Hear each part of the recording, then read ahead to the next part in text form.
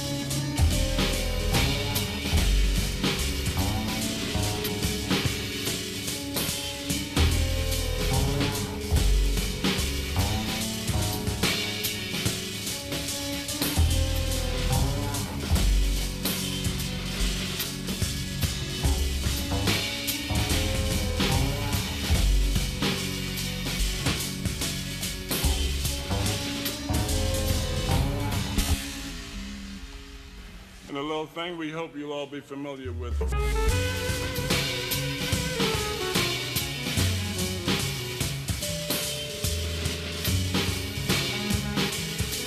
Happy Monday. Hello. Let's give Justin a call.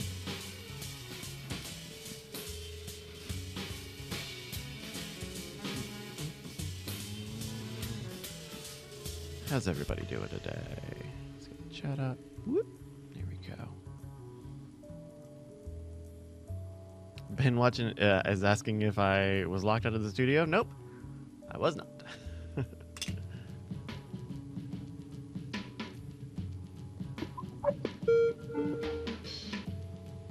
Hey, there's a juice box. Yo. How's it going? I am doing pretty good, man. How are y'all? Pretty good. Getting ready to do weird things with some good guys. Oh, yeah, man.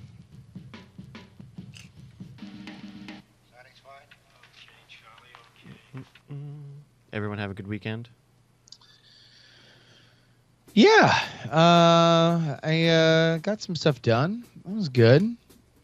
One of the rare weekends from like now until the end of the year when I'm not doing something or out at a con or going for a thing for stuff. It's weird having this time of year be the like the summer con schedule, but TwitchCon, then BlizzCon, then PAX Unplugged in Philly. Oh, wow. And that runs right up into Thanksgiving. I did not know about PAX Unplugged. Yeah, it's their Gen Con. Oh, for like tabletop games and stuff. Tabletop games. Huh. And initially, I was just looking there for like space to sell the game, right? Mm-hmm. To sell Contender and Action News if we had it. And I submitted a talk as kind of a lark. But I figured that PAX Unplugged would probably be a pretty good crowd and fairly cheap space to sell it. And our talk wound up getting picked up, but they never got back to me on table space. Oh, no. So, you'll get it sorted. So, yeah. So we're going out there. We're going to give a talk, and I might do a live show, but we'll see. Everything's getting put together.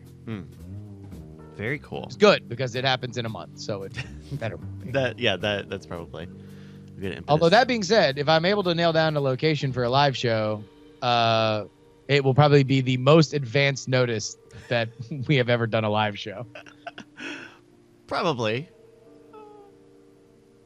Maybe. I don't know. Maybe. Maybe actually no. Maybe one of the repeat South bys. Right. Like you already knew the place, right? Yeah. Like I feel like one of these past years we had a pretty good early booking on that stuff. But certainly for a jury in your house type show, no? It'll be just in your PAX. I think it'll just be in a coffee shop. I think. Ooh. Jury unplugged. Yeah.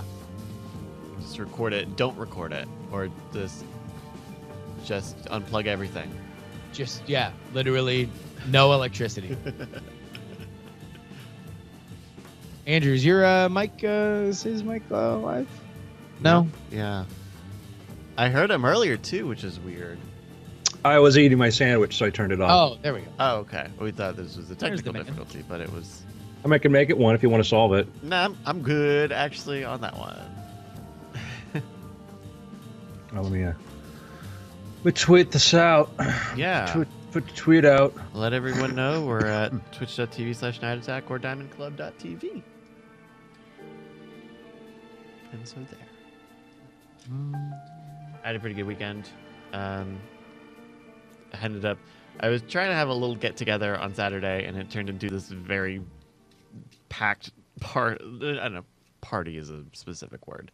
But there were more people at my house for longer than I thought there would be. Oh, Saturday. just say, man, you're balling. You're having a ballin' ass party for ballin' ass people. That's fine. Yeah. You're allowed. I made everyone watch Funny Games, the horror movie that is one of the only horror movies I know and like. And and I was walking Travis out or something, and he was like, "Yeah, I really didn't like that movie." And it was like, because it's not a gory movie at all. I don't even think you see anyone be killed directly on screen. Yeah. But it's very like tense and awkward, and it was an interesting time. But I was glad I got to subject more people to it. To subject others to it. Yeah.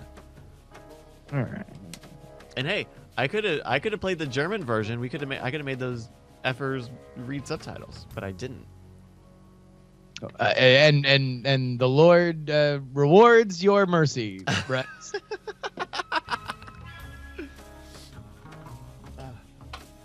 So wait, are you just house sitting for the Brushwoods, or did you commute in? No, yeah, I came in. I came in. I think they have someone to come check on the dogs and stuff. Gotcha. You hope. I hope they're loose.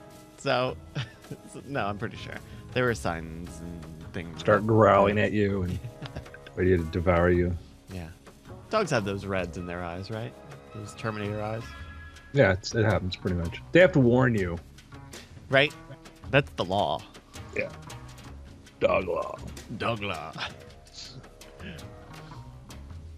I need to watch the first episode of Mr. Robot after the show.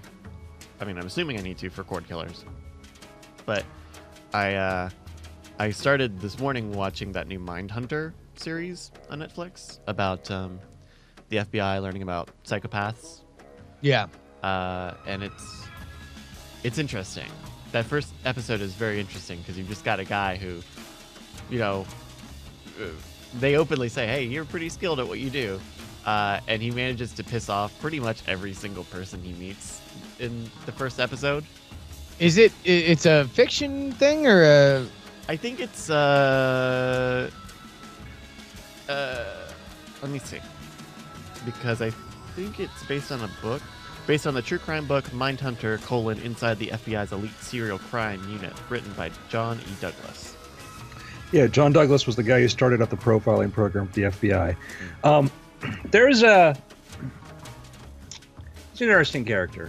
I've heard from some inside baseball that he kind of maybe overstates his case. Yeah. And there's a number of examples of like their profiling. Profiling can be effective for that, but sometimes like. Not saying specifically him, but a number of cases where they've had huge misses, even though they're like the DC snipers, like, oh yeah, I know, we figured out who this kind of guy this is, blah, blah, blah, completely way off. And it derailed the investigation. Oh, wow. I'm not saying specifically blaming them, but just the idea that, we... Yeah, I mean, the way the first episode sets it up is, this he's an FBI agent who, I don't know, really wants everyone to think differently, and he is pretty flatly rejected by his superiors at the FBI and his contemporaries at the FBI and the people he's teaching at the FBI and the people at the university he's going to try to meld the academic world and the FBI world because they think he's a narc and they know he's a Fed. It's interesting. 10 episodes, so yeah, I don't know. We'll see. All right, man. Well, I'm ready whenever you guys are. Strike It Rich, I just heard about Father Robert. Is his move permanent? Far as I know, they have wanted him to move out to Rome for a while now, right? long time, pretty much since his clan got into power there. They want to put as many of the Jesuits as they can into Rome, and so who knows? Yeah, and thankfully it sounds like he's going to get about a year to sort of get his whole thing situated. So, it's not a super sudden departure. It's just I do know that they've wanted him to do this for a while. Yeah. That's all I have to report on the Father Robert Ballecer reassignment to Rome, which, by the way, an amazing world we live in when I'm reporting exclusive details on who is being assigned by the Pope to Rome. Well, I like the thought that Diamond Club may now have a man in the Vatican. I know, definitely. Right? All right, it's pretty wild. It's crazy. Hopefully he comes on. I was talking to him this weekend, so hopefully he comes on Night Attack before.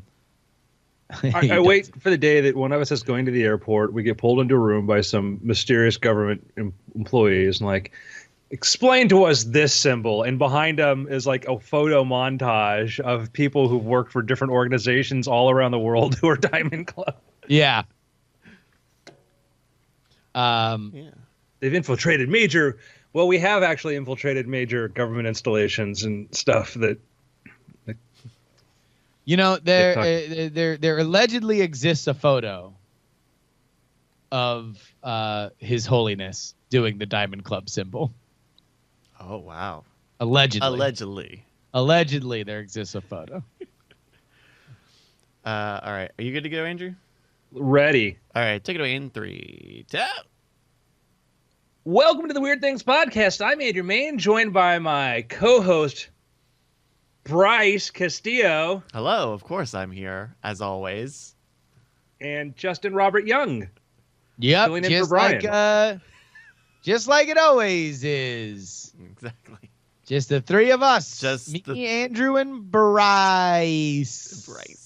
Just the three Gentlemen, musketigos. There's certain things that tell you might be in the future. One of them is that you're accused of a crime and you appear before a council. Okay. Okay, yeah. The unitard unisuit, that's another thing that's sort of that. Paying for things in credits. How many credits do you got there? Oh, I guess many credits. Or it's like a body augmentation, like you swipe part of your hand. I would say asymmetrical but expansive haircuts. Like there's a lot of hair sticking out from one side. Right. Yeah. Laughing at how the quaint way they did things back in the current decade that you're most relevant to. Yeah. Sure. Calling Metallica classical music. Yep. I have another one to add there. When you're in a high-speed chase, you're being pursued by a flying vehicle that's not a helicopter. Oh, Oh yeah, no, there's definitely some kind of Like think of opening a hovercraft. Star Trek, the new Star Trek movie, the Abrams Star Trek. Uh-huh. What was he Kirk pursued by? Were they little speeders? Was it Cop just on a the hover bike. speeder? Like Cop on a hover bike. Cop on a yeah, hover cop on a bike. hover bike, right? Wow. Cops on hover bikes. This is where we do, and we go to today's headline. Are you ready for this? Yeah. Hover bike riding police to patrol the streets of Dubai from 16 feet above the ground. Wow. Okay. So the idea of hover technology isn't necessarily something that we have seen to be totally impossible. What we have seen is that Wait, freeze it, Bryce. Let him continue pontificating. Sure. well, I mean, just whenever we've seen any kind of hover technology, it has usually been one of two things. Either it is like a magnetic kind of solution, right, that requires something that's very, very loud. I guess loud is going to happen no matter what. So, but it's either like that hoverboard thing that everybody freaked out about for 5 seconds, or it's basically just taking the drone technology that has continued to explode, but continue to put more and more weight on it, right? Like those are the two things that when we see hover, that's what it means. So what was the last one? Like to take like drone technology and just put more and more. I like weight the way on you it. just dismiss drone, the use of electrical propulsion, as, this thing that's common thing. I'm just trying to we've had that quantify since it. I All was in miracles. my 20s, he says. All right. I mean, no, all miracles to be sure, but just so we can contextualize it. Well, and like, what is the benefit that you get out of hovering 16 feet off the ground? I mean, I guess you can get a better eye, but Fly over other cars. yeah, I get okay, yeah, that's a good. I just I'll read when I go to like a SpaceX thread, you'll see somebody like the reusable rocket. I'll be really impressed when they move to an electric one. I'll be really impressed when this happens. Just it's just drone. It's just drone tech. Yeah, no, all right, enough. You don't get to just put in my read into my tone of voice. I did not mean it as anything dismissive. I was trying. This is what I get for trying to fill the Brian role. Spoiler alert. This is what happens. This is the canonical weird thing structure is Andrew says something, Brian tries to scientifically explain it, and then I come in with some pun on the name, and we rinse and repeat. Now I'm trying to fill in the Brian role poorly and try to deconstruct and explain something, and I'm just getting ripped apart because normally my lot in life is to wait until it's like hover, more like smothered and covered at Waffle House. LOL, moving on.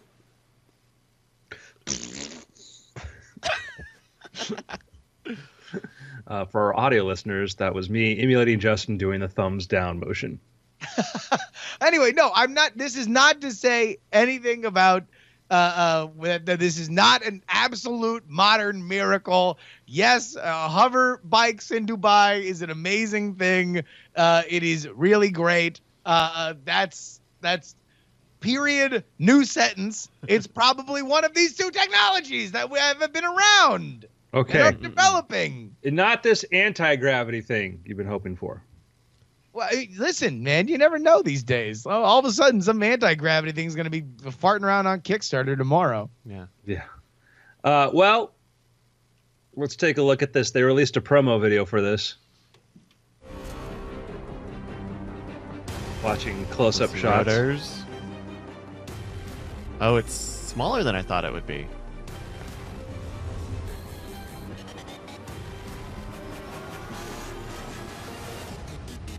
Guy gets on it. Basically, it's a motorcycle with a big quadcopter. Crap. Oh my God, that's amazing. Wow, it looks like one of those jet moto bikes. One of those video game hover bikes. And just so you know, just for context, roll it back a little bit to see the other vehicles in the Dubai police force right. fleet. We've got the Mercedes, we got a Lamborghini, all of their police cars there. I think that's a Rolls Royce on the left. Yeah, that looks like maybe a Hummer. I love that the Dubai police force doubles as like a Big Timers video from '99. Like it's just nothing but hot cars in the back as their hover bike lands in front of it. So the hover bike, you know, this is the one we've seen before. Like this Russian company was testing out. You saw it in a warehouse. We saw it floating for it looked like a minute. We don't know how long it really flies for. Mm-hmm. We don't know how much control it has. And what's interesting is so it has front rotors, back rotors, and then the rotors overlap. Like one's like a couple inches above the other one, so they can be closer into to each other. Mm-hmm.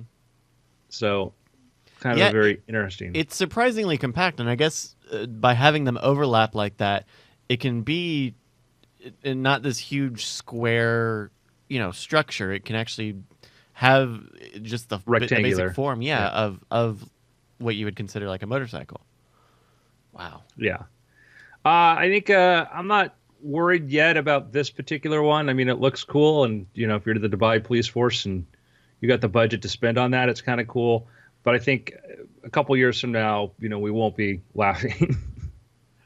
Well, this article we won't be going, "Oh, cool!" when one pulls us over. We're like, "Oh man, the cops, the hover cops." Exactly, Bryce. This will be the next ticket you get, like the one you got last week for speeding, except it'll be a hover bike for trailing you on too fast on my hover bike. No. You'll be in. No, you will still be in your Honda or whatever, but they will be trailing you on the hover bike. Guys, I saw a hover bike. It was really cool. Oh, do you know a good ticket clinic? Anyhow, it was really amazing. Yeah, came out of nowhere, landed on top of my roof. I was gonna say they'll just land on top of your car, so you don't go anywhere. Well, remember, I mean, my bit of future shock was a couple weeks ago or a month or so ago when we talked about. The footage of the guy trying to escape the cops as the shark followed him, and it was taken from a drone. Yeah, they were like, "That's right." Oh, they're using drones to track people now. Like local police. Yeah, and I think no matter the technical marvel that bike is, I think safe to say a little extravagant for a police force, right? Like, where can you even safely land that thing? I mean, it's small enough and thin enough where you would think you could on any open stretch. Yeah. Yeah, it looks like a bit of parking space. And I mean, if you've looked at Dubai, I mean, just look at what the city looks like. I mean, it needs flying motorcycles. It's just, I'm sure that was how they justified it. We need it. I mean, have you seen outside? Oddly enough, it is, in a sense, that how they sort of their United Arab Emirates, they've talked about their own Mars 2100 project, and they've just launched their own space program. Their own sort of projects for doing that. So they're trying to be very, very future forward. Yeah. So. No, that's awesome. So, did you guys feel something a few weeks ago? Did you feel like, what was that? What was something going on? Like emotionally? Yeah, maybe like within the root of our soul. Maybe kind of a gravitational wave sort of thing. Maybe. I don't a gravitational wave. Yeah, I don't know if I would have described it as that then, but now that you say it, the gravitational wave kind of sounds like what I was feeling. Yeah. When was it? It was last week? August 17th, actually. August 17th. Joe, even more so. Wow, I'm glad you said that, because I was definitely feeling like August 17th there was like a gravitational wave situation happening. I know. I looked over to the guy next to me. I was like, is your gravity messed up? Because I feel like maybe I had like a little glitch in my gravity, but it sounds like maybe other people were having this. Well, gentlemen, it turns out that that's the case. See, what happened was, we've got these big gravity wave detectors, which are effectively like big, long laser arrays, et cetera, whatever. They look for disturbances on a big cosmic sort of level, anything to try to detect gravity waves. And they've been able to detect like when black holes sort of like get attracted and swirl into each other. Now we picked up what we think were two neutron stars, something like 130 million light years away, merging together and creating a bit of a neutron excitement. And we picked this up on multiple gravity wave detectors. And this is the first time we picked up something that wasn't a black hole. And to give you an example, these neutron stars are about maybe 1.5 times the size of our sun, but 10 miles across. Wait, Well, 10. 1.5 times the mass of our sun. Compressed Oh, it to okay. Oh, something. sorry, but sorry. I think you compressed, I said see. size initially, but yeah, no, the mass. Oh, wow. So it is Yeah. intensely dense. So couple of these jokers were swirling around each other, and Jin just sort of had a collision and then sent out an intense amount of explosion called Aquila Nova, and gravitational waves, they say towards the Earth, but actually kind of went everywhere. And so they picked these things up around different places because we had multiple gravitational wave sensors. We're able to sort of triangulate what part of the sky it came from and narrow it down. So, and this was kept under wraps for a while as they were trying to get confirmation on it from all these different space agencies and groups that were detecting it. And now we've got a really cool, example of, observing incredibly massive stellar phenomenon. But again, So- like 130 million light years, that's like another galaxy. It's insane. How often does something like this happen? How rare of an event is this? We'll find out because, we've only been getting these arrays just up and running the last couple of years. So they're in refining them. So that's a very, very new technology. And so we'll start to see the frequency at which these things happen, how far out, et cetera, what have you. And so the result of this was an ultra-sized black hole. I don't think that it formed a black hole. Oh, I see. Okay. Oh my More God. of a kind of big stellar explosion. So the stuff, all of like the heavier elements, gold, et cetera, that we have, these were created in explosions like this. Because what happens is that these things form in the core of stars. These heavier elements, these denser elements form in the cores of stars, but they're released when these explode. So you get a couple neutron stars colliding and they have an explosion, then you're going to have dim dare gold out there. So. Oh my God! No, and this looks amazing. Bryce, where are you going to for this graphic? Which This is from, I believe this is a NASA rendering on an NPR story about this. Jets and debris from a neutron star collision. We'll have a link in the show notes.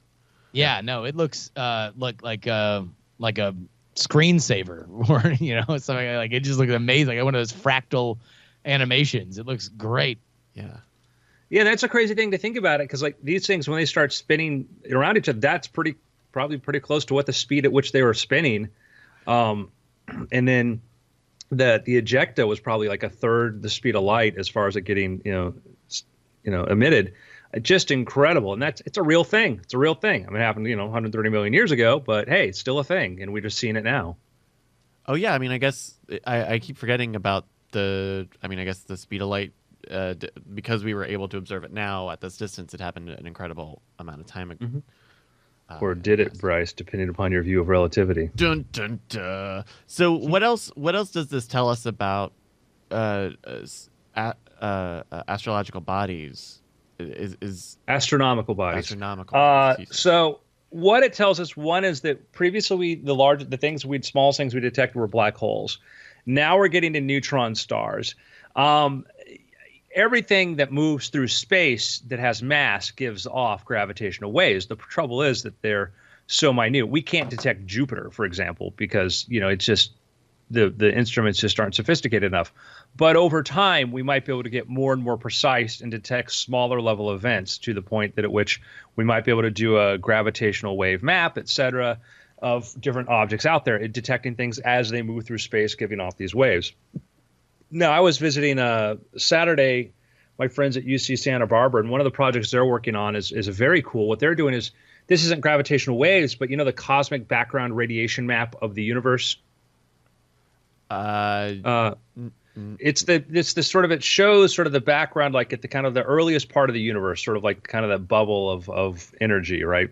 Mm-hmm. And what they're working on is a telescope system that's going to be sent to Greenland that will do a foreground map. So that way you can take that foreground information and subtract it, and so you can get a better idea of what the background is, which gives you sort of the further out you look, remember, because of speed of light, the earlier the universe you're looking at. And the furthest out things you're seeing are sort of the earliest parts of the universe, greatly expanded.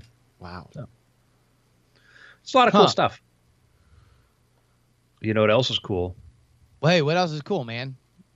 this show. I think it's cool. Do you think it's cool? Do you think this show's cool? What? I think a lot of people would think that this is a show for which they enjoy every single week. That this is a consistent program, brings you the kind of analysis and insight that makes you a richer human being in spirit. So you would like to then become a poorer human being by finances by supporting this show. You're not really giving up the money. You're just transferring it into enrichment that you can count on each and every week if you go to patreon.com/weirdthings. Yeah, man, and you can get a early access to our sister show After Things, all about being a creative professional. You can get that early, a day or two early before it goes out publicly, and you can get that via your own special RSS feed. So head on over to patreon.com/weirdthings and support the show. Gentlemen, Yes. talked a bit about the Hyperloop, which I think we're all cautiously skeptic, cheering it on, but very skeptical of because it's a big project, big thing to try to do there. But it's a big world, a lot of different people wanting to do things like Dubai, et cetera, all that. And remember Hyperloop One, one of the companies we talked about. Well, now which one was it? Right, there's a bunch of these Hyperloop companies kicking around, right? And only one of them is actually got Elon Musk's direct involvement, right? He's not directly with any of them, to my knowledge. Okay. I may be mistaken on that, but he's sort of cheering them all on. So Hyperloop One, I believe that's the one that I visited in downtown LA. But it's no longer Hyperloop One. No longer Hyperloop One. Oh no! Wait, hold on. It's Hyperloop just 2? not happening. Like they folded, or they turned into a Denny's, or what happened? It's Virgin Hyperloop One. What? Ooh, Hyperloop One and Virgin Group develop strategic partnership. Yep, Richard Branson has come on board to bring in financing to Hyperloop One. So now it's going to be Virgin Hyperloop One. Richard Branson wants to help Hyperloop One bring its technology to realization, and so they are now, rebranded. So let me ask you. Let me ask you a question, Andrew, because we covered this on Daily Tech News Show, and my immediate thought, aside from just being excited that people are putting money into new ideas for mass transit, is Richard Branson's involvement in speculative travel a good or a bad thing? And on one hand, obviously this guy he started a airline when nobody thought that he could. And then on the other end, when's that next Virgin Galactic flight gonna take off? Well, he's not an engineer, so he's not an engineer. So I wouldn't hold the success or the delays that have afflicted the Virgin Galactic, from that point of view to his involvement as much as just it's really, really hard. It's a really, really challenging problem to solve. And I would say that one of the things that Branson has been good. This is a guy that's created an amazing international airline, a really cool domestic airline, which now got bought by Alaska Airlines. He's created some amazing brands, and one of the things that he has is that Branson brings with him the ability to sort of reach people at high places. Branson's a guy that can get you in the door in places that otherwise, if you're trying to do something like Virgin Hyperloop, and you want to meet with, you want to get the top meeting with the people in Dubai, you want to get the top meeting with some of the people that can make this thing happen, then you're probably better off with somebody like Branson involved than not, in my opinion. And I guess the one thing that is interesting here is that, Virgin trains are a big thing out in the UK. And, he was, I think one of the quotes there is, London to Scotland in 45 minutes. And that's something that for an already established mass train transit, people who are used to that and already have put money and resources into it, then maybe that's something that stands a little bit more of a chance than it would out in the States here, which I think we all agree that we're excited to see the technology go where it goes. But the reason why we might be a little bit bearish out here in the States is that these kinds of public works projects are very often kind of doomed before they begin, right? Yeah, I mean, it's not a great track record of, at least recently, of train technology advancing very far in the States, right? Well, yeah, and part of it is just it's so expensive. You know, it's very expensive to, and it only becomes more expensive when you are trying to figure out where you're going to put it and whose land it's going to be on and how much it's going to cost to take that land and whether or not you're going to have to use eminent domain, which means you have to have involvement with the government, which means you have to, you know, make it worth their while to do it. So there's just a lot there. And not to say that you wouldn't run into those problems if you were to do it in the UK, but, you know, I do think that things would be, you know, at least there's a little bit of a difference in terms of how much, there would be a built-in consumer base, you know, as of right now, you know, when Ash and I went back and forth last year from London to Edinburgh, there was a full train back and forth, you know. I was trying to find, going through all the effort, that's me at Hyperloop One headquarters sitting on the desk.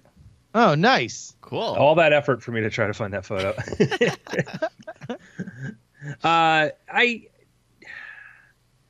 Yeah, you know, it's hard to change the world. It's hard to change the world. And I had a conversation, you know, last week with you know, a friend who's a venture capitalist who's been involved in some of the things we've talked about, and he has a lot of skepticism towards some of the things that I'm extremely enthusiastic about, and I would think that his skepticism is warranted to it, you know, certainly warranted a lot of these things, but then also it's like, you know, particularly like Elon Musk, et cetera. But the other hand, it's like, this was somebody who backed, you know, one of Musk's ventures. And I'm like, yeah, but, you know, this is, you know, in talking about these crazy things, Hyperloop One, you know, Hyperloop being a Musk idea, is a crazy idea.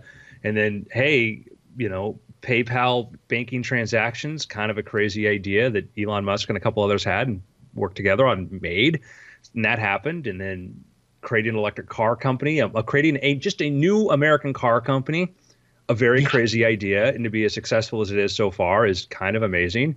To want to create a new rocket and engine in America that hadn't been done in like 30 years, a very crazy idea.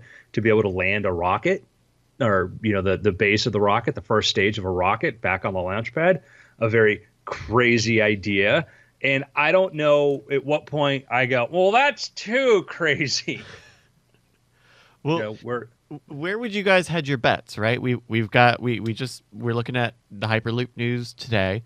We also saw drones, personal drone transportation. We've heard Elon Musk talk about the Boring Company, which would connect underground tunnels with, you know, pedestrian roads. What are the other? Earth to Earth SpaceX transit. Like, what would you hedge your bet on, say, in the next 20 and in the next 100 years? So, and that's a great way to frame it, Bryce, is time frames. And I think that sometimes we'll get into, well, myself and somebody else is sometimes on this show, we'll get into these disagreements because we don't explain what time frame we're talking about first. Sure. Yeah. And, you know, Hyperloop, like, what's the chances that there's a Hyperloop route in Dubai or China, or they try it there for several miles, connecting things and putting passengers through it? I say really high. Now I'm kind of more convinced that, yeah, I think there's enough interest in this thing to happen that it's not waiting for smart people to want to do it. I don't know if it'll be the current players that are trying to do it, but I think that's very high that we will see an effort at a Hyperloop to carry people within the next 10 years. I think that's likelihood. Wow. Human carrying drones, I think that's possible. The problem is, I've had this discussion with somebody who was just ripping into the Boring Company, like, oh, tunnels, that's not the way to do it. It's going to be all, you know, flying cars. I'm like, ever heard like one Harley go down the street? Ever listen to a drone? Like, what do you think is going to happen if you try to take all of LA, you know, 5% of LA traffic and put it into flying vehicles? What will that sound be like? Yeah.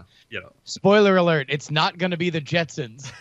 Yeah, that was the person hadn't even thought about that, because they're thinking like, oh, I'd love to fly in one. Like, yeah, great. How about you and 100,000 other people, you know, at the same time? And I think that, not to say there won't be corridors and things where that could be super useful, but it's not hey, I'm just going to go to the end of the block, or go into my roof and hop into my drone and fly somewhere. I don't know. Not the current noisy way that it works eventually. But I think that we're going to see humans flying in these electric vehicles sooner than later. We've already got several companies that are at the point now where they're building them out. So how that will work, I think there'll be a market for it. That's my take on that. As far as point to point, on Earth for carrying people, commercially, I would be surprised if we saw that in 10 years. I would be surprised because I think that one is I'll talk a little about SpaceX, what Elon Musk revealed in an AMA this weekend. We can make some SpaceX predictions. But I think that we'll see point to point travel, but the logistics of, hey, we want to launch a rocket that's more powerful than the Saturn V, 3 miles out from your port and land it somewhere else. It's going to take some time to get used to it. Yeah. I almost wonder whether or not that just also makes a Canaveral and just that whole Space Coast, if that's our first place that we want to launch Earth to Earth rockets from. Yeah. We'll see. But I think these things they once it looks like it's about to happen, they take longer than we expect. And then once they happen, you're sort of like, wow, how did that happen so quickly? Yeah. If that makes any sense at all. So Elon Musk did an AMA this weekend and asked me anything on Reddit, and he talked all about the BFR, which stands for the Big Falcon Rocket. The Big Falcon Rocket is his next step for SpaceX. It's a booster, a large booster, which we've seen land before, but this thing would be colossal, and a spaceship that sits on top of it. And with the BFR, the goal is to develop a rocket that, as Bryce pointed out, you could put people on it, launch from New York, land and have the spaceship part land in Tokyo, 35 minutes later, and basically allow you point-to-point travel just about anywhere in the world in around a half hour and definitely under an hour. But the main goal of this is going to Mars and servicing satellites, et cetera, putting things into orbit. What they decided to do is let's build sort of a kind of a 747 of rockets, a thing that can serve a lot of different purposes instead of trying to build a bunch of different architectures, which has been the way we've done things before and why things get very costly. Build one general purpose platform, and you might have different shapes, like they might build a different tanker sized, for the upper stage eventually, et cetera, but to build sort of a solid workhorse rocket that's fully reusable. And he hopped into Reddit to answer some questions. Somebody asked me, did I ask any questions? I'm like, the quality of questions that were asked far exceeded anything I could imagine to ask. So I decided wisely not to dumb it down with my own dumb, comments. So let me see if I can pull up a couple of these. But he got into some of the specifics about this, about the, the particulars of what they're trying to go for, some of the mechanics of it. Why did they reduce the thrust of the rocket? And, his responses, that, it was kind of trying to scale back the overall size of it. It's still pretty effective. Yeah. Putting internet around Mars. Let me see if I can find something that might be a little less technical. Well, he talked about the roadmap for what they want to do, which is kind of exciting. And so what they want to do is, you've got two different parts. You've got the booster and you've got the spaceship. And he said what they're going to try to do is first they're going to be testing remember how we watched the Grasshopper was that the test platform that they test the engines that then became the Falcon 9R, the reusable. And they're going to build a test platform, something like that first to test, the basic part of the spaceship and then the basic part of the booster. We're going to see that, and then we're going to see the spaceship section do, let's say he's talked about a 100 kilometer lateral hop. So it would be going like 100 kilometers laterally, whatever, just to try to go back, travel that distance. And this is something we could see in the next couple of years. We could very soon be talking about like, oh, cool, we had a demonstration today of this thing that looked really awesome. And then building up to the point that he said that described the way the spaceship would work is that it's not going to have like tanks inside of a structure and then the thermal tiles mounted to that. It said we're going to test this thing without the thermal tiles but not go orbital velocity because that would, it'd burn up. And then once we've tested that, then we're going to basically stick the thermal tiles to the tank. So basically what the rocket is the tank with a bunch of tiles attached to it. Right? Huh. So he got into the specifics of kind of how their roadmap for that, which got me thinking about like some predictions to make of things we might see, some kind of cool, hey, here's something cool, guys, check this out, that he might do. One of which I think we may see early on, is a mock-up of the spaceship, full-sized interior, etc., for the purposes of one of them figuring out how to utilize that space, how to utilize it for cargo, how to utilize it for people, for the different configurations, and also a really cool showpiece. And that could be something they might build near the Hawthorne factory, is to actually build, hey, this is what the entire upper stage of this thing's going to look like. But it's not just, and you could drive by and see, hey, there's a spaceship. And it's like, it'll be a prop, but a useful one. They did that with the Dragon crew capsule. They built, a replica of what that thing was going to be like. So you could see the interiors, you could figure out how everything worked. So I think that will be a first big milestone, and I think that'll help people visualize what's going on. I think that's also, I think you were very, very prescient to say that it is a prop, but it's a useful one. That if you are Elon Musk and you are looking to not only capture, the attention, but passions of the nation, if not the world, but a lot of people that are going to be looking to take advantage of this kind of stuff, then it's another reason for 60 Minutes to come out. If you have this gigantic, amazing prop that you can show, this is what frees us from Earth, right? Like, this is literally what we're going to be on. That was literally the example I used last night, was 60 Minutes, when I was talking to my buddy Peter. Peter, I said, yeah, we have 60 Minutes. Show them around it. Oh, yeah. I mean, that's enough for them. It's like that as the visual, and an interview with Elon Musk, who's proven himself to be, probably the most adept at doing press. I mean, is there in a post Steve Jobs world, like, who is the tech leader that is in anywhere in the league of Elon Musk in terms of being able to balance that level of like, all right, here's interesting soundbiteable quotes, forward future excitement, plus engineering bona fides that don't leave people totally hanging, right? I think like he's pretty much in a class of his own. Yeah, I think another prediction. So I think we'll see, perhaps a reveal of a mock-up for that purpose. Another thought too is you start thinking like, what do they need? Not like what would be cool, but what will they need? Now, if you've got this spaceship that's landing on Mars, and the first two are supposed to be totally unmanned, that means you've got to unload your cargo down, something like 100 feet, or whatever the distance is from however the 60 feet, or I forget the distance from the cargo doors to the ground.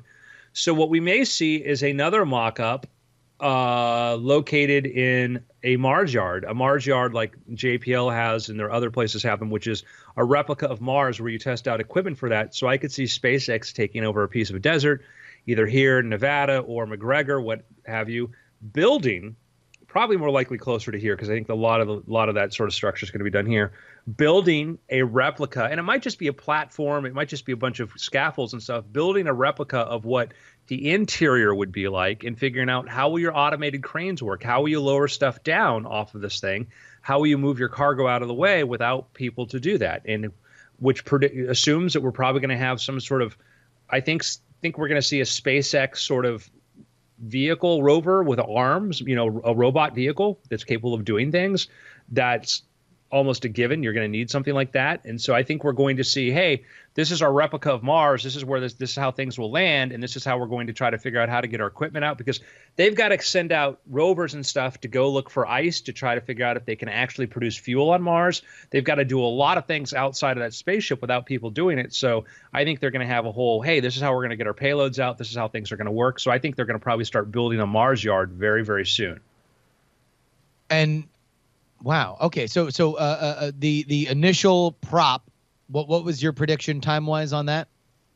I could see within a year we might start seeing within a year. I think we might see a spaceship, platform, like a mock-up spaceship that's, for figuring out how they're going to. I think if they finalize the interior size of the spaceship part of the BFS, the Big Falcon spaceship, I would think within a year we'll probably see construction or unveiling or partially of something along those lines for that.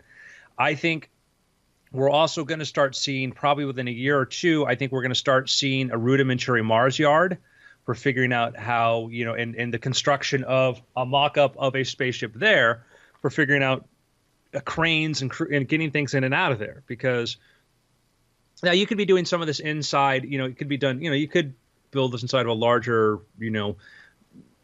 there are some very large facilities too, hangar space and things like that too could be acquired. So, but you might want to just spread out dirt, whatever. You might just end up getting a kind of a patch of desert and do that. So I think that we're going to see a mock-up spaceship. I think we're going to get a Mars yard with a mock-up spaceship for just doing the cargo sort of unloading, etc. And figuring a mock-up Mars base. We'll call it a Mars base. How much bigger does SpaceX need to get as a company to do all this? Because this is like them moving into, like, they're not just building rockets anymore, which is its own gigantic mission. They keep in mind that they have the facilities in Hawthorne. They own a lot more buildings around there than we're aware of. They got like something like 6,000 to 8,000 employees already. They're getting a facility near the port, near the water, near Los Angeles. So what they're going to do is probably build the engines and some of the stuff at the Hawthorne factory. But he's said now that, hey, we're going to be doing the major assembly in another building by the water so that we can put it on a barge and ship it to Canaveral, et cetera. So we don't, because they looked at the cost, it was going to be like $2 million to do what they did to move the space shuttle around, which was funny because like there was this commentary like, oh, they won't be able to move it around. Like, yeah, and our argument was, like, yeah, you can. We've done it before. It's $2 million to do it, which isn't a lot, but SpaceX like, you know what? If we just buy a building for assembly, we need that closer to the water. We don't have to spend that $2 million per rocket. So that's the current plan. Is they're going to have a facility there. There's a couple possible locations where this may be, and that might be where they do the other stuff too, where they might build the mock-up of the exterior too. So I think that we have an idea where it could be. So I think that's going to be a step that we're going to see. And then major milestones are going to be, when the first time we and then another thing I think we're going to need is a giant barge. You've got that booster, right? So you've got that booster, which ideally would land back on the pad, but the spaceship may want to land somewhere else, or for doing some of these hops where you're trying to cover these, go 100 kilometers, what's got to land from one point and land somewhere else. So either you're going to build another pad somewhere, or if you want to test it over the ocean because it's safer and not fly over civilians, then what we may have is possibly a giant barge, a much, much bigger barge for landing the thing. So I think that may be something we hear about as a giant barge. Also, if you watch the renderings, they show this thing launching for what appears to be a big barge.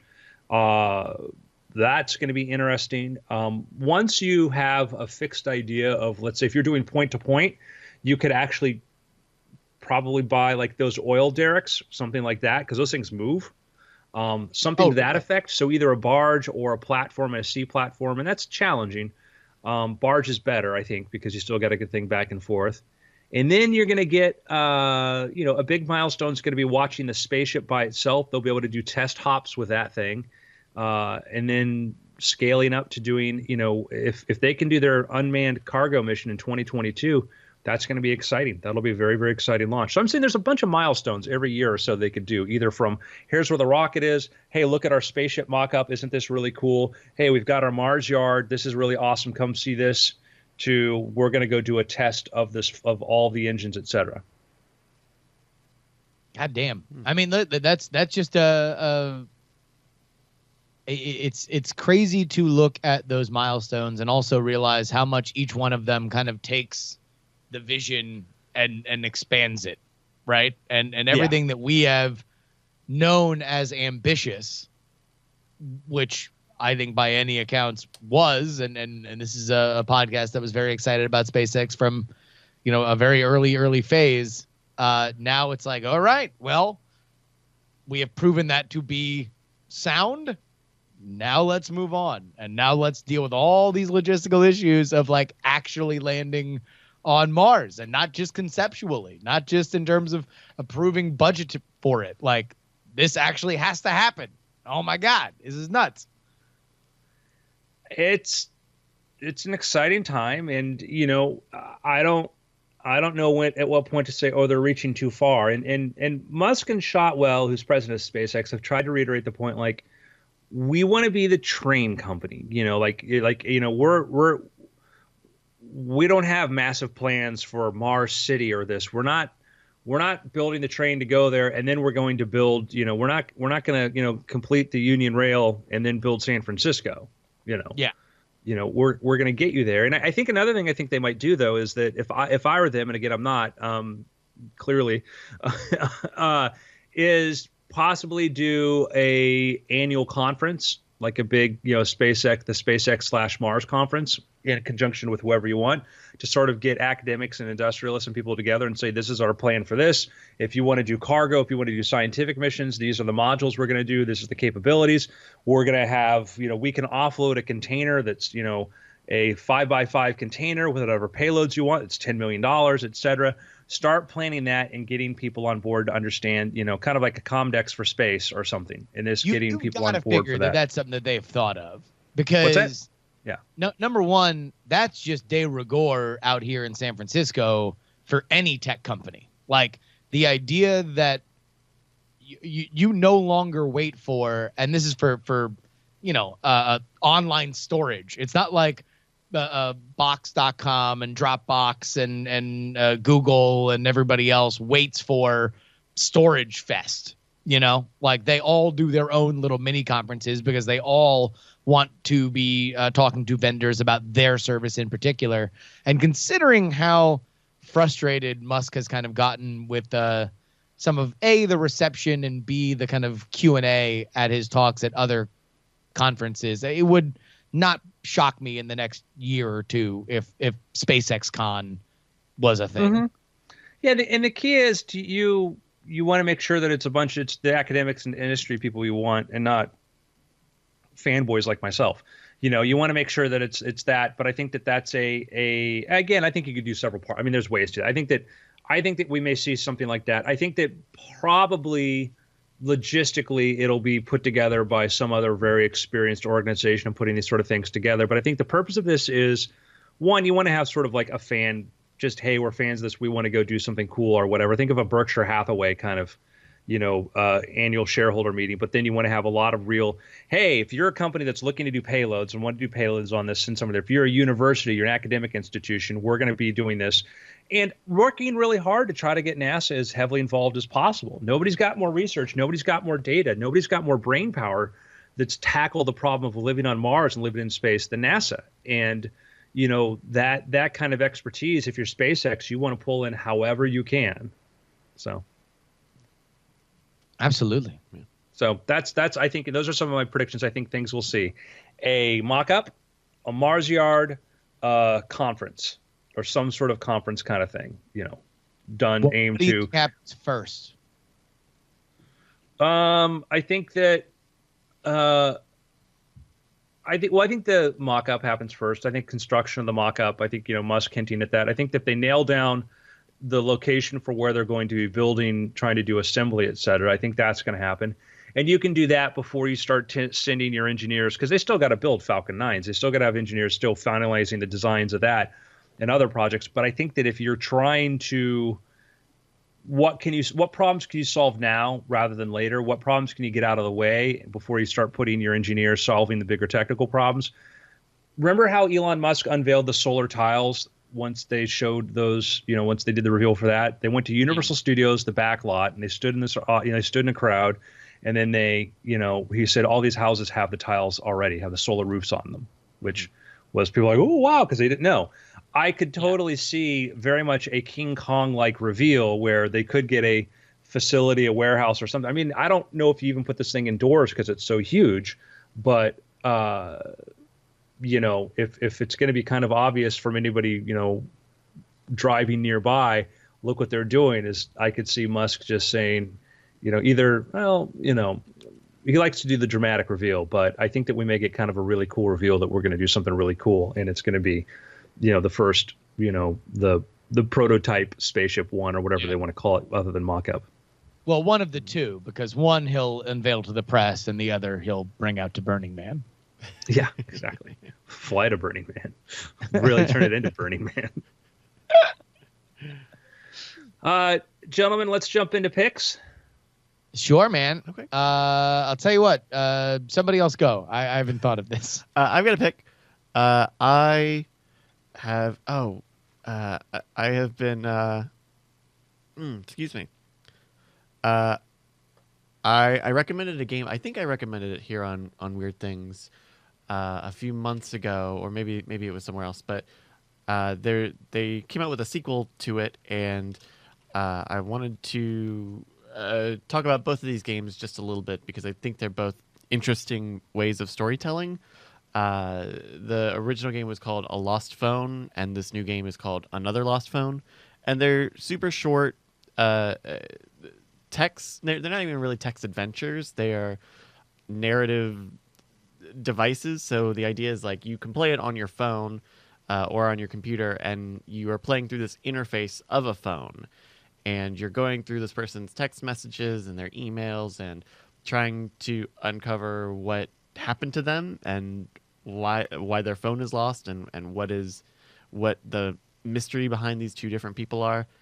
And I think for just being a short game, like I think they're both about 2 hours or so, not even that, they really tell one good story each. You know, they really want to say this is the story about Laura and the other guy, and this is what happened to them. And the way that it is set up sort of organically, where you are just thrown into this data archive of text messages and all sorts of calendar events and stuff, is surprisingly well tuned in that you can kind of pick your direction with them, but at the end of the day, you still get the story about this person, and I think the puzzly elements are not too difficult that they would stand in anybody's way, but they are just enough of a hurdle to kind of keep you invested.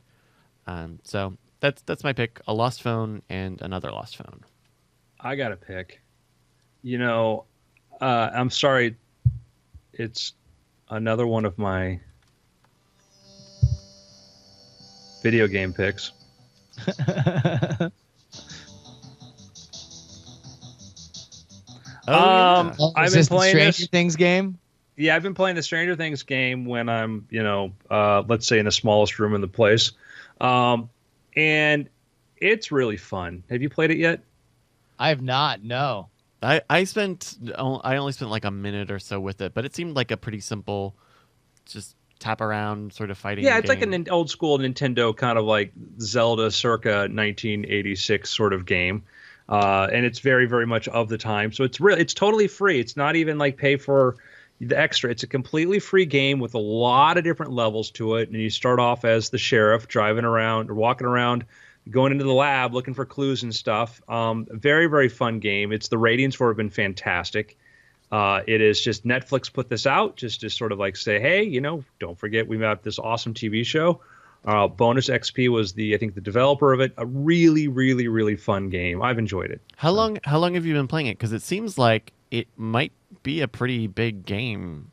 Yeah, I've been playing. It's been pretty big so far. It's not a really, really quick. I probably played it. I'm not great at these games, so what takes me a couple hours to finish. I have not finished it yet. I'm just like still in the earliest. I think I'm like 8% through, and I've probably played at least for a good 45 minutes or so. So like the little bit that I played was the very beginning where you're like tapping on guys to fight them. Is it a lot of that fighting thing, or is it more like puzzle solving adventure elements? It's adventure. You're getting key cards to go through things. It starts to increase in things. So the next character you encounter, like when you encounter other characters, you can switch to them. So then you become Lucas. And then, you become Lucas and you can throw rocks. And some of the things to get through, like you might have to, throw rocks at, a keypad to get through there. Then you have things where you have to figure out like, okay, how do I get through this other level here? And you have to start doing a little more. The puzzle solving starts to get progressively, bigger and, more challenging. Cool. Is it available for Android? Yeah, I've found it from Googling. Just look up Yeah. Stranger Things, the game. You know, you never hear iPhone people complaining that it's not on their platform. Just saying. There's a lot of great stuff on Android that's not on iPhone. Making it very, very clear. A lot of wonderful features in the Android ecosystem and the way Google integration works there. Our friends absolutely love it. I'm just going to say that. But the screen said the Stranger Things was iOS only. Well, that's because it was probably the on the Apple iTunes Store. listing on it. But yeah, you know, listen, we can all get along, people. We can. Yeah. Hey, So it's on Google. all right, I'm Yeah, gonna it's have a Google bunch of Play. picks. It's there too. So stop complaining. I got a I bunch. had somebody ask me like, "Well, why haven't you done story voice for Android?" One, I don't know how to program Android. That's number one problem too. It's like, I hear they complain a lot, the users. So I kid. You're trying to poke the hornet's nest. More than half of our audience uses Android. So there you Indeed. go. Just all right, I have several picks. My one of my picks are, hey, you know how when you were watching Daredevil on Netflix, and you're like, oh man, some of this action is like really crisp and really cool and brutal on a really interesting, awesome level, and there's these like great set pieces that you just kind of are stuck with, and they really make you feel something. And then another one of my picks is you know how cool Luke Cage was, that it had this great authentic sort of blaxploitation vibe with an overcast villains and everything, and that was really cool. And then Jessica Jones, you're like, oh man, I really do like the dialogue in this. It's really kind of snappy and it's fun. And I don't know if anybody liked anything about Iron Fist, but those are my picks because I can't pick The Defenders, which I started watching this weekend. Oh, really? Because, man, is it just like, all the same ingredients, none of the same cooking.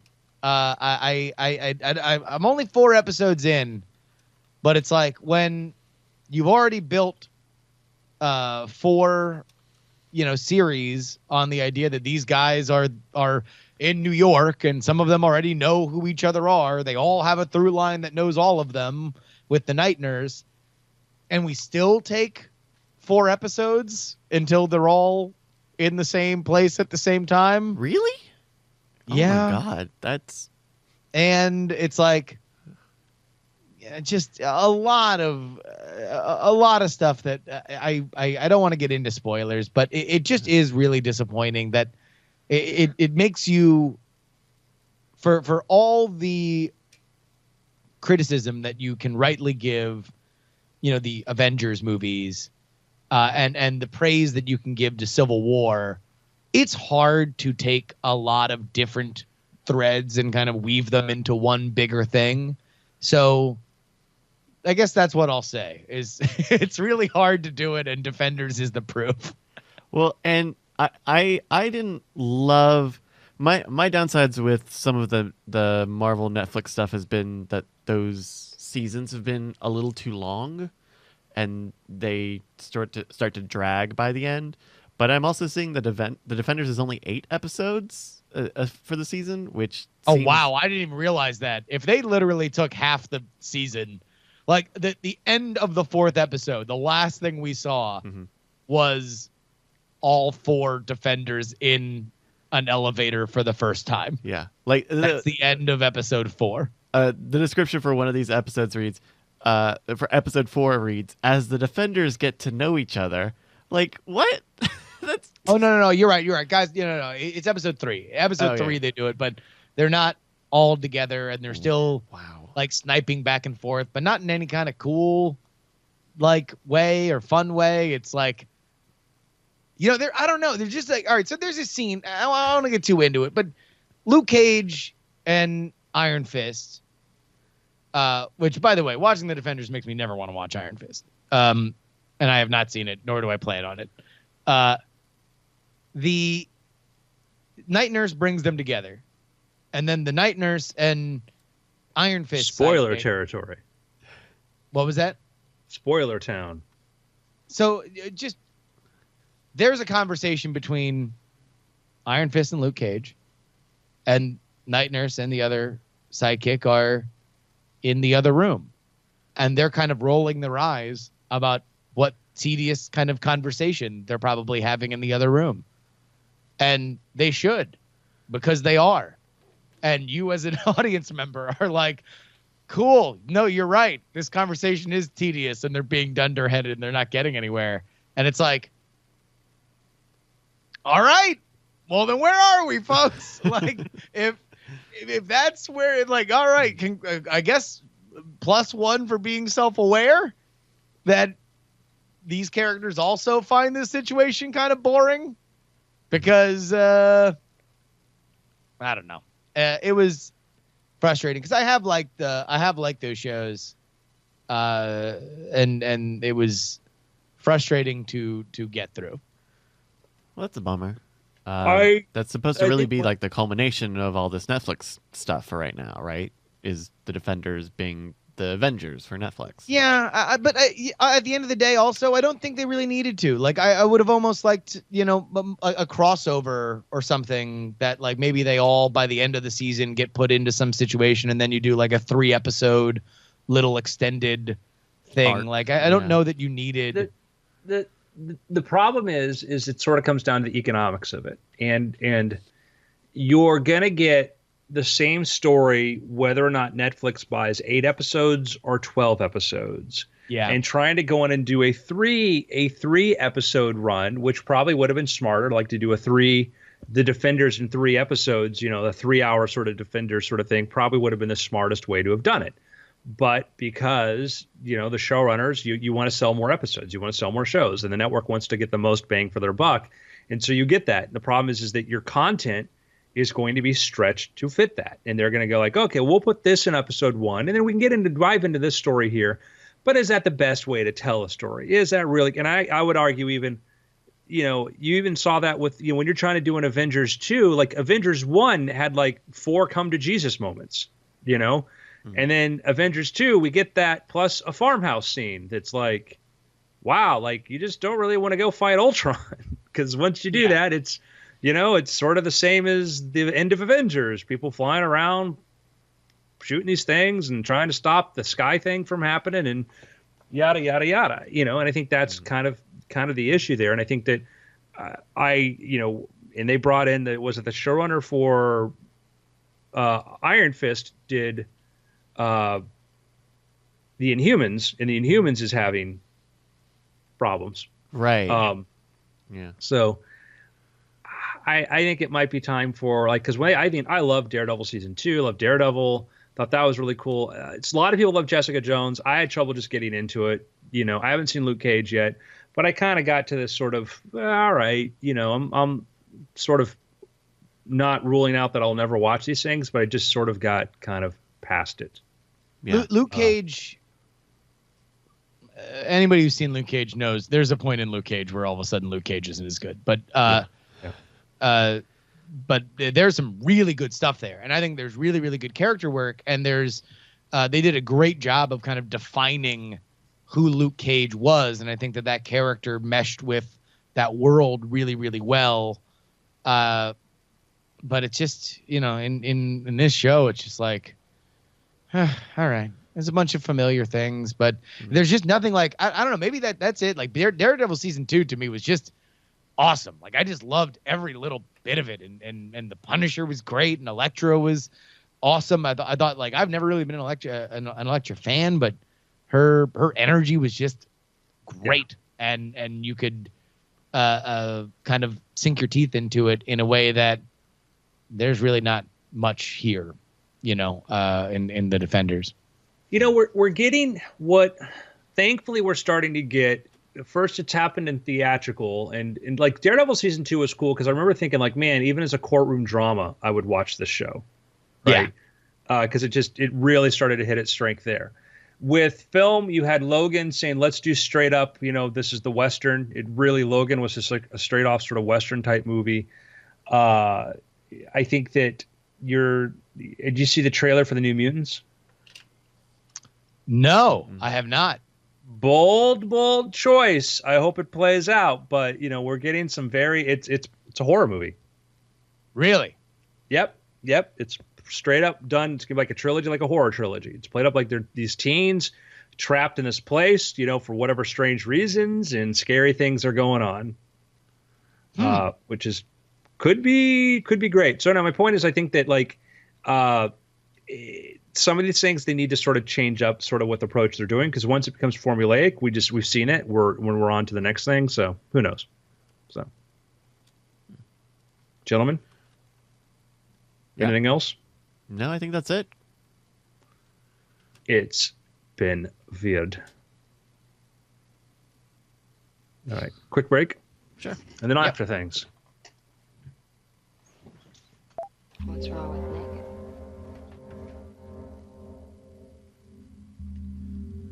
Whew.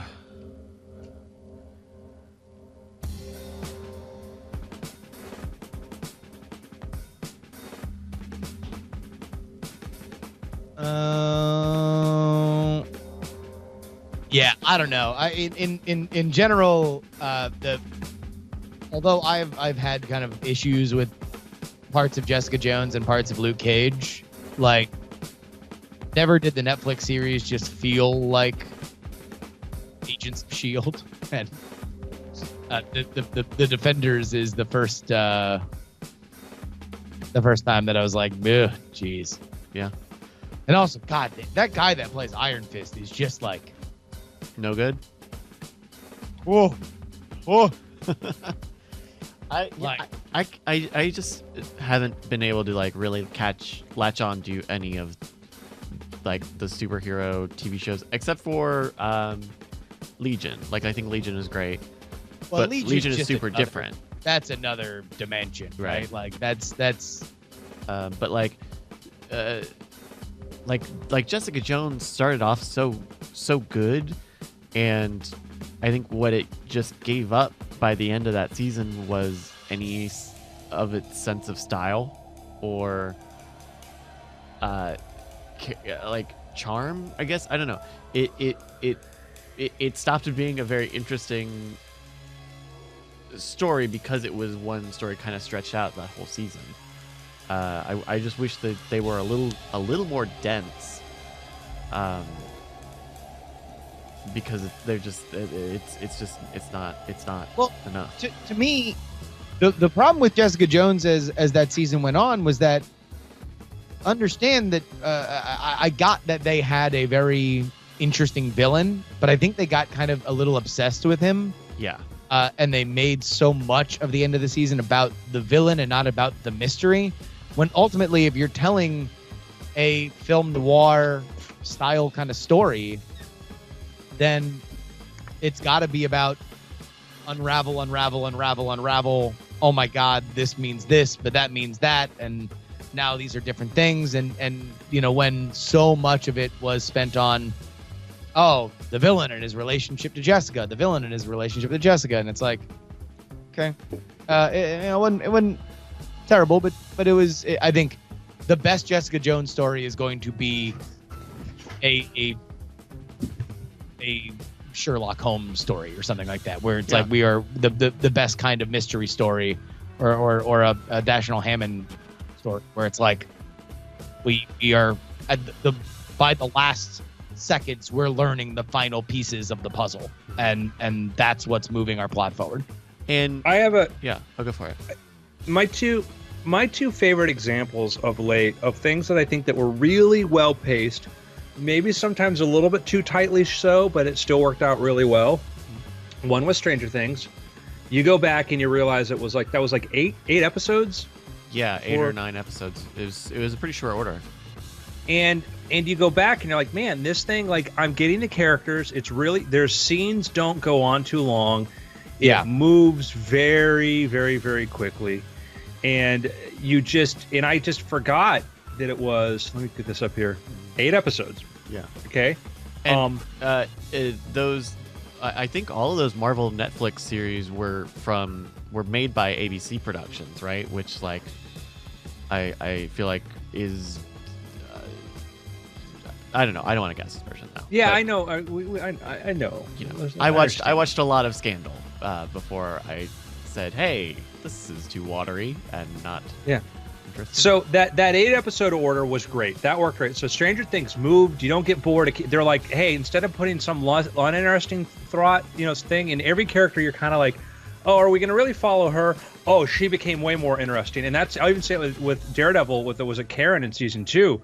She became the most interesting character there, because Daredevil kind of became a little bit, all right, I get it, But I would say the other example I would use, and I thought, man, this thing is plotted a little bit too tightly for kind of what I like, but clearly is an example of where you need to be in 2017 because I'm a different generation.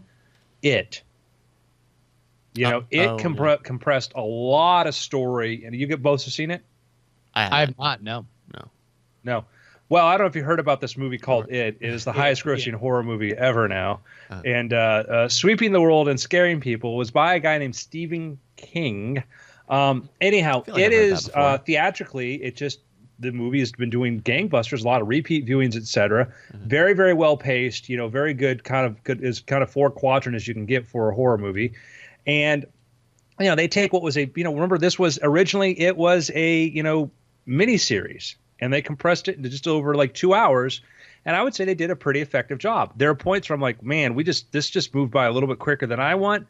But them young kids, they get these tropes, they get these things pretty quickly. They get these characters they understand, and they're ready for the next thing and the next thing to go through there. And I think it did a very good job of that versus Blade Runner, which, is best movie of the year, in my opinion, Yeah. But that was a little more atmospheric and yeah. was able to stew more on a smaller, looser plot. Yes, the director of Maximum Overdrive did write a book. Maximum Overdrive, by the way, is the first on-screen appearance of the Green Goblin as the front of a truck. Yeah, it's a Coach great Sir little- Ho says, "You know what could have used some tightening up story-wise? The Bible. Be it to the Well, then go see Mother. You'll be very happy. Yeah. Go Oh see no, Mother. dude, get ready. Ken says it split the story in half. Absolutely true. That is absolutely true. They split it in half, so we're going to take the other side. That's a very good point, Ken. So that is very good. But I think that even still, it was very economical in how they did that. So, you guys ready? Yeah. Is there any? I got a topic. Oh, Cool. Hold on. Let me go get it. I got to get a prop. Always got to go get his. is Topic it prop. how to podcast at Epcot?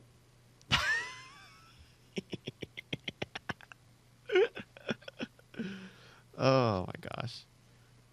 Have you squared up your other show for today? I guess I should, huh? I've got some time. I'm assuming, if not, we'll just do it without Brian, which we've done before. Yeah.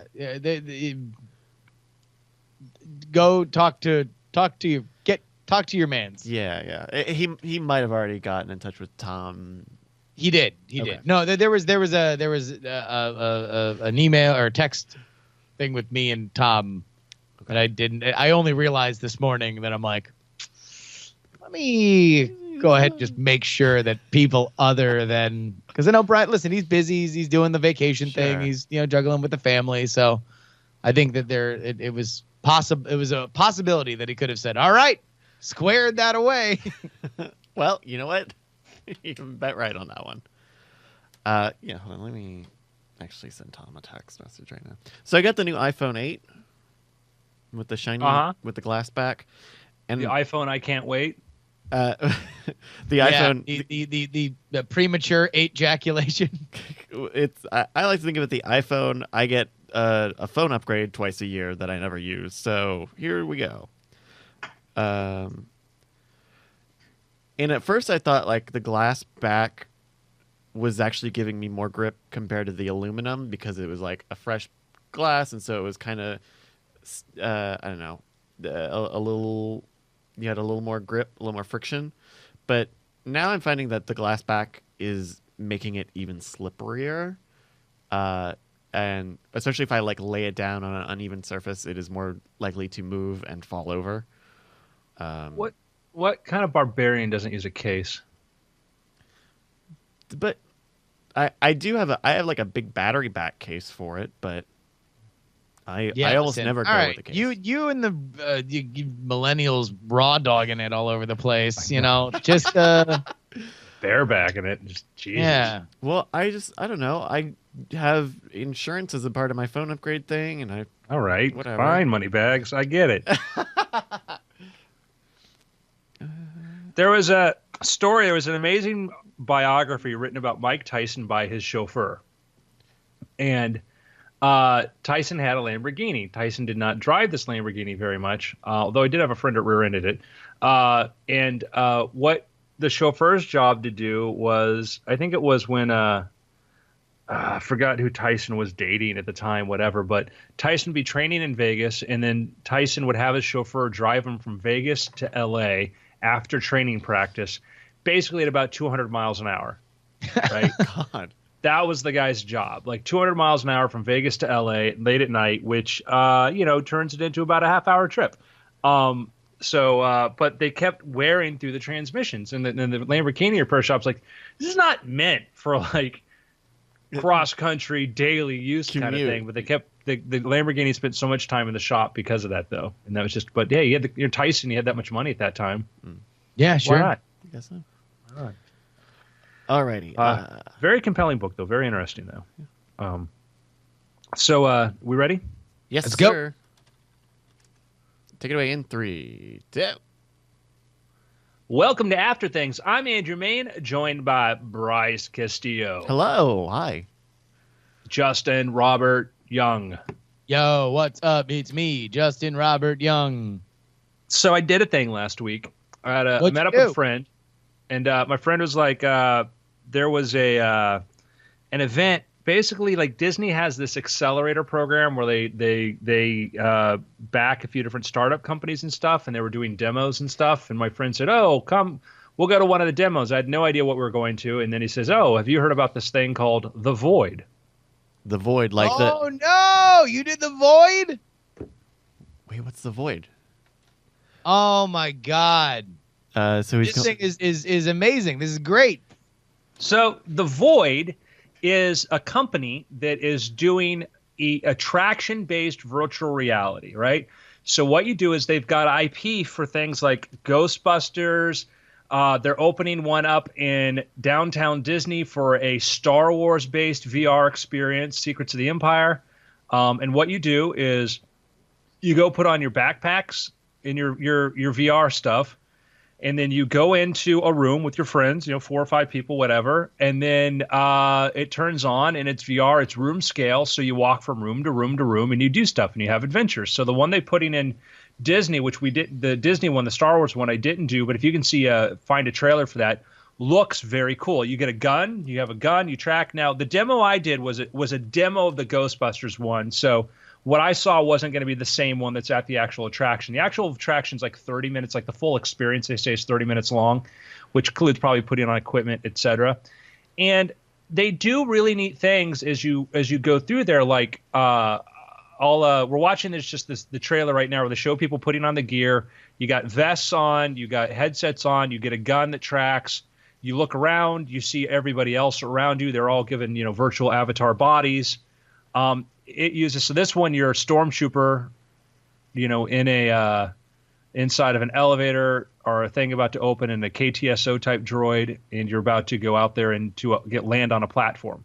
Now, what they're able to do in this, which is really cool, is like when I went into an elevator, I did the Ghostbusters one. Okay, so as a Ghostbuster, when I went into there, you're on a platform that like shakes a little bit.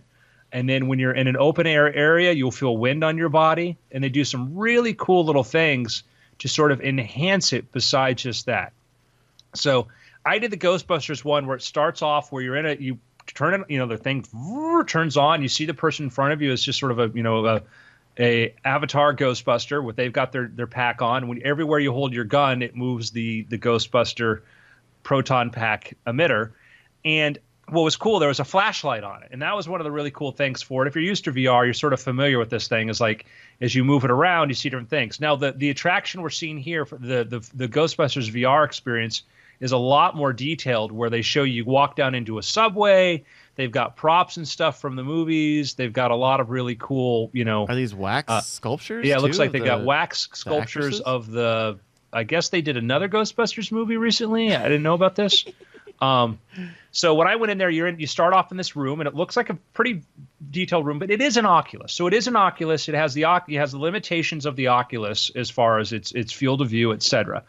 But you look around the room, it's pretty realistic. They did all this thing in Unity, etc. And then all of a sudden a ghost appears, and you zap the ghost, and then the door opens, and you go into the door, and then you go into another room, and you go into an elevator, and the elevator shakes and moves, and you look out through a window, and you can actually see the city around you. And then you go into another room, and like the Marshmallow Man breaks away. This is where you're standing on the balcony, and you feel the wind, and you feel like you're out there in the middle of New York City. Wow. Kind of a cartoonized sort of New York City, and then wind and whatever. You go look over the edge, it's pretty amazing. A lot of people have already played with VR, and in the location they're in, they would do cool stuff, like actually, like if there's a chair in the room, they'll put a real chair in there. So you'll see a chair, and you could sit down on the chair, and so they'll do some kind of real physical things inside the environment. Yeah, I mean that is the I think the best feature of one of these experience type VR projects is that you can have it be in a specific location. You can entice people to come out to a specific location that is set up, exactly how these rooms are going to be in the virtual reality space, compared to trying to coordinate whatever your own home VR space looks like. I think that's definitely the secret sauce for something like this. Well, and what it really demonstrates is that the tech is there to the point where it's worth building the facility around it, and B, that it is light enough. I think it's we've seen. I mean, how long ago, Bryce, was the first time that we did Handlebar for South by? That would have been 4 years ago or 5 years ago. 4 or 5. I want to say 5 sounds right. But like I remember they right around the corner, they had a Game of Thrones thing set up, a little display where you could come in, and it was a similar thing, far less interactive. It was you putting on a Vive and effectively being going up the elevator to the top of the wall, and you would feel the chill and the breeze and everything looking out on top of the wall.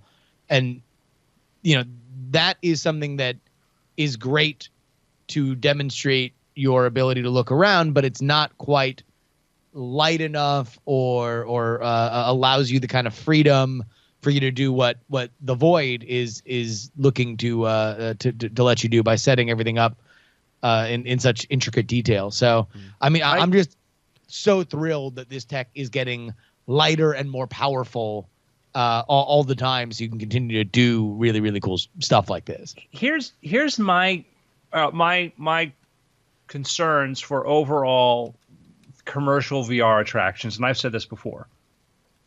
This used Oculus gear, right? And Oculus gear, to me, it's still screen door. It's still like a 130, very narrow point of view, and it's frustrating. It's the same, and I prefer sort of the Vive because I think it's slightly better, what have you. That does have full room scale tracking, which is great. But the rate at which consumer gear is getting better, there's already a Kickstarter, a fully funded Kickstarter. Again, not to say that means this is going to happen, but we will get something like this. A Chinese company, says they'll have January or February twin 4K displays. They call it an 8K display. Technically, it's not, but we'll call it, they call it an 8K VR display. A 4K display for each eye. They've got their own software for basically upscaling. People have used this, say you get no screen door effect. It looks very, very crisp. They've got this technology right now, a very, very cool. It's a like a 200-degree wide point of view. Okay, much, much, much wider field of view than what we've gotten before, which is what I would have loved. I would have loved a much wider field of view. I would like to get rid of the screen door, because when I'm, I have an Oculus. I have an Oculus Rift. I actually lent it to a dev company. I've yet to see it again. When I'm looking at something like, I could do this with my hardware, except the walking around the room, that was a little bit to me like, I'd like to see this improve. Vive has announced next year they're going to increase the size of which you can do room scale tracking to like 33 by 33 feet. Wow. Okay. So it's going to be a much larger space. What I think this means is that I think this is the next gen escape room. Is that, you license some really cool sort of software that you can do this, like these sort of big IP or whatever like this. And then some people say, okay, you want to put a chair here, a table here, and some other things inside of this room and go to another room, etc. And you can then take over any warehouse or space and turn it into a VR space. Eventually, you're going to have the 80s arcade effect where the consumer gear just gets so much better, so much faster that these things either got to go really, really crazy with really, really high-end tech or environments, or it's just, they fade away. Well, we already saw, this was within this past week, the Oculus Go headset, which is a self-contained headset that includes the processing and video it's not hooked up to a PC. It is a PC. But it's not room tracking. But it's not room tracking. But it is miniaturized. The idea that you need it to be set up to a huge desktop to get an Oculus. It's a Gear. It's a Samsung Gear, but their thing. I mean, it's a phone inside of a box. It's not. I would. It's to me. It's like that. It's taking. It's a. It's a standard. I mean, but I mean, we've it's the Google card. It's the cardboard, like when there was the UCS MXR lab thing, just a basic display kind of thing. But yeah, again, yes, and to your point, Bryce. Let me not disparage your point. Yes, we're fast approaching. This is what I've been saying before, is that when we see the stuff that, the carrying the PC on your backpack, whatever, is this year it's a $200 device without room sensing. As processors get faster and it can build in room sensing, absolutely 100% is yes. These things we're going to see in the next 3 or 4 years. You're going to be able to buy a 4K, iDisplay VR goggle headset for a few $100. It's room sensing that does all of this. Yeah. I'll tell you, there is something though to the idea of that community feeling, and whether or not it is, a amusement level stuff that becomes the new VR escape room, or it's just take a bunch of Vives, and if you have enough room scale sensors, you can do something a lot cheaper. I had a kind of really awesome experience on Friday where for the first time in my adult life, I went to a barcade with John Teasdale, my co-creator on Contender, and we played a game, Killer Queen. Are you familiar with the game Killer Queen? No, is this a VR arcade game? Not VR, but stay with me and I'll bring it back there.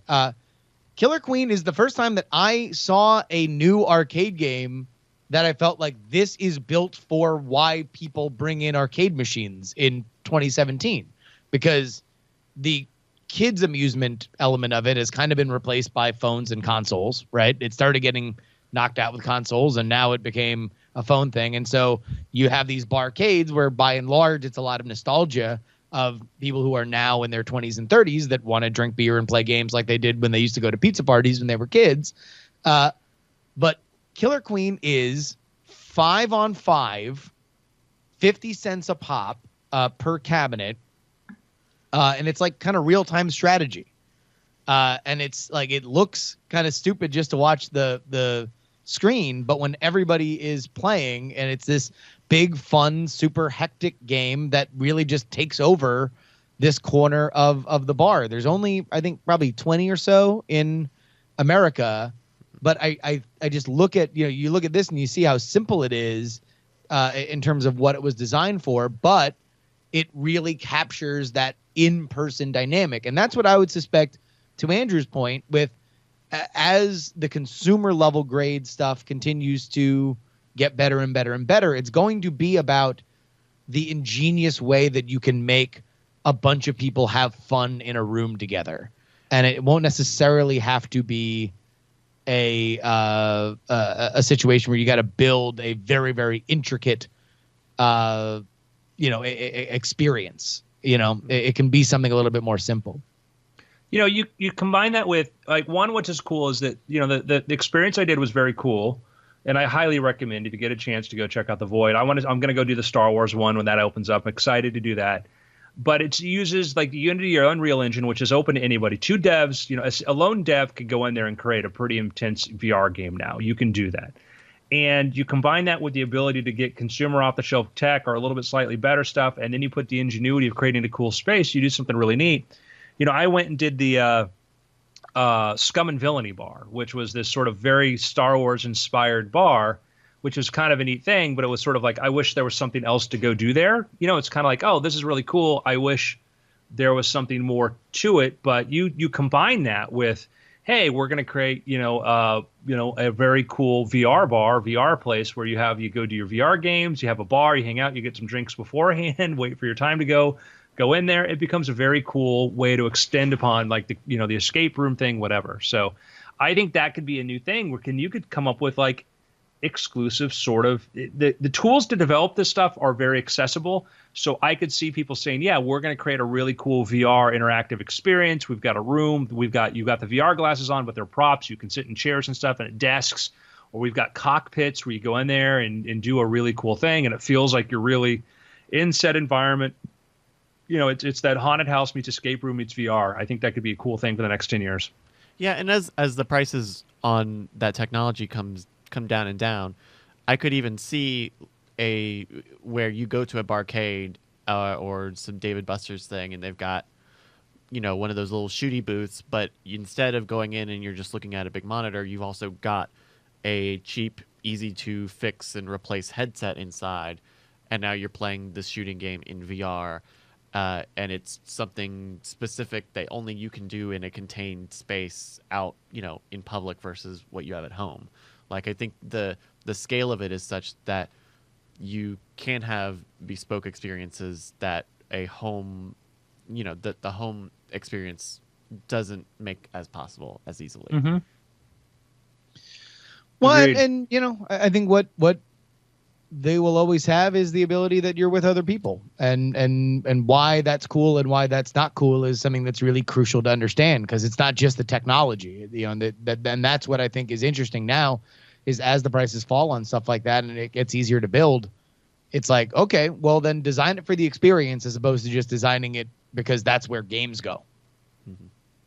Yeah. And I see it. I think the add-on thing you can have that's not because one of the things that I appreciate of The Void did things that you couldn't do in your living room. You couldn't have the floor that shook like an elevator. You could, but I mean, like fans that turned on when you walked in, you're outside and you felt like you're feeling the wind. Little sprays and little things like that just add to that furniture. Things like that. Making an environment that maps it. So, and as more access to the software side spreads, it could be a thing where, like you mentioned, the idea of like an escape room where you could easily make different variables for these escape rooms and make those experiences change every time someone goes, where the puzzles are different or randomly generated and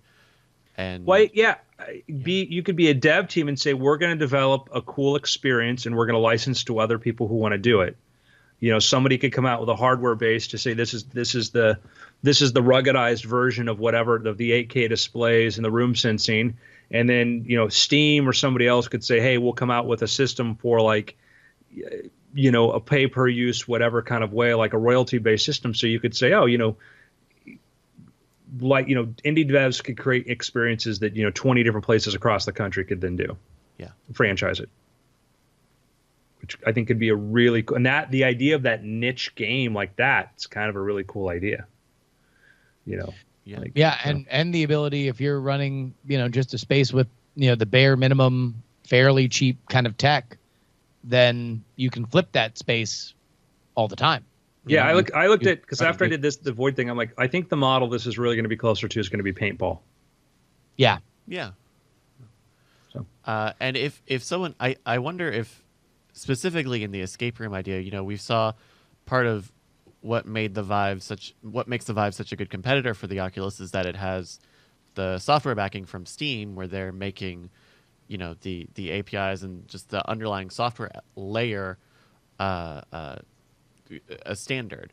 And I would not be surprised if someone was working on or came out with soon a similar thing for like Unity is for game development, but for escape rooms, and it's built to say, hey, you know, this is the size of your space. These are the puzzles that you can plug in. You can do X, Y, and Z with all these different the tech components that you have in there, and yet you really could do a franchise thing where it could be not more difficult than making the physical puzzles different in a real space. Escape room. Agreed. My pick is The Void. Check it out. Where did you experience this? Where could someone go to like? Well, I check it out? experienced it at a secret Disney warehouse in Burbank that was not listed. see. So Their website says they've got some in Anaheim, Dubai, Linden, New York, Orlando, and Toronto. That's pretty cool. yeah. So Mine is Killer Queen. Go play Killer Queen with some friends. Looks like there's one in Austin at Pinballs, Bryce. Oh, cool. I'll have to check that out. I feel like I saw it at a convention once, but didn't get a chance to play it. So maybe John was raving about it, and John raves about it a lot. But I was like, whatever, nerd, with your arcade game. Then I played it, and I'm like, oh man, this is fun. It's chaotic. It's quick. Sometimes it lasts a while. Sometimes it lasts a short amount of time. Since it's always, one out of your 5 people that's playing has to cough up the 50 cents, so it never really feels like you're just getting bled out. So yeah, it was a great couple hours. Pretty cool. I have another game recommendation. I played this over the weekend on Twitch, but I think if you have just a couple hours, it's called Stories Untold. Have either of you guys heard about this?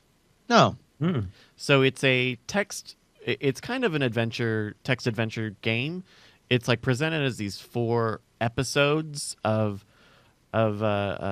weird speculative-ish fiction. So like one of them, you're playing a text adventure game in which you play another text adventure game inside of it. One is like this scientific experiment. They're all pretty straightforward, and they all tell their own interesting stories, and it finds an interesting way to tie them all together. And it really, for a text adventure game, it's incredibly visual. One of them is for all intents and purposes text adventure, but you're also like working a console and doing all these different puzzle elements. It's only about 2 hours to play through all of it and see all of it. And it's also a cheaper game. I think the full price is like $10, but it's really cool. And for what it is, the fact that it has such a strong visual element to all of these different episodes is a really good change of pace. Because it could just as easily been just a command line or a text prompt with sound design, but by having these different visual environments, it's very cool. And I love that all of the episodes have this sort of cheesy opening graphic, like credit sequence, that makes it feel like some science fiction anthology show. Well, they use like the kind of a Stranger Things look for the logo there. They do, and actually, when it comes in at the end of that sequence, the letters sort of like squeeze out and into each other. That it has a very Stranger Things feel in that specific moment too. But that's pretty cool, and it really is a fun just couple of hours. It's Stories Untold. Excellent. Writing it down, gentlemen. This has been After. Oh. Mm-hmm.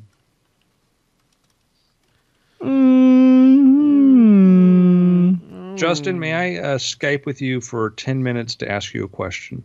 Sure, yeah. All right. Bryce, thank you very much. Yeah, thank you. And thank you, everybody who came out and watched the show. We're going to have Cord Killers in a couple of hours with Tom and Sarah and Brian Pushbroom. Peace out. Bye, guys.